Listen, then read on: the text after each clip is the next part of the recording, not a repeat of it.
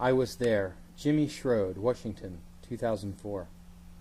It had to be one of the coldest actions we had ever done in history, since outside of the Department of Public Transportation demo in the late 80s. We had arrived in late March, declaring that there would be no more stolen lives. I remember this action being significant on a personal level, since it was Eric's first ADAPT action after his strokes he had sustained during the march to Washington the previous September. On Monday, March 22nd, ADAPT had to be downstairs and ready to move at 6 a.m. sharp. It was a frigid early morning, with bitter wind chills in the single digits.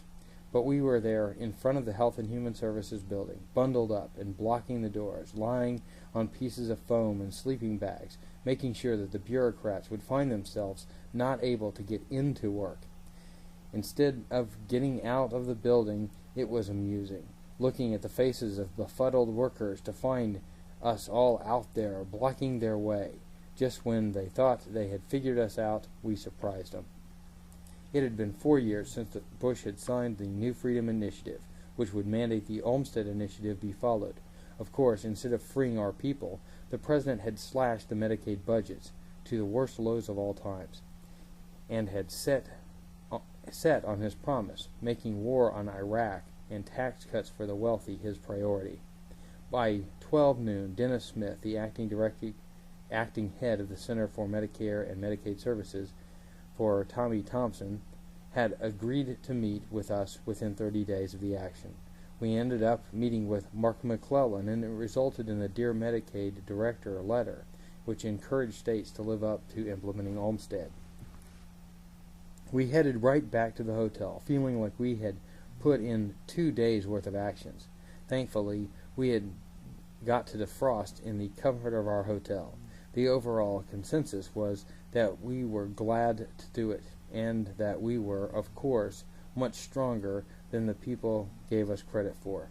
We knew that we had to endure many hardships for our sisters and brothers who don't have the luxury of being outside, being free, and being able to have a chance to speak up for themselves. The next day, we decided that we would hold a people's meeting in the Dirksen Senate office building. Since the Senate had been disappointing us by stonewalling on holding the Mikasa hearings. Imagine the spirit of Thomas Jefferson being alive within us. We arrived at the Dirksen building with DVDs from our march. We held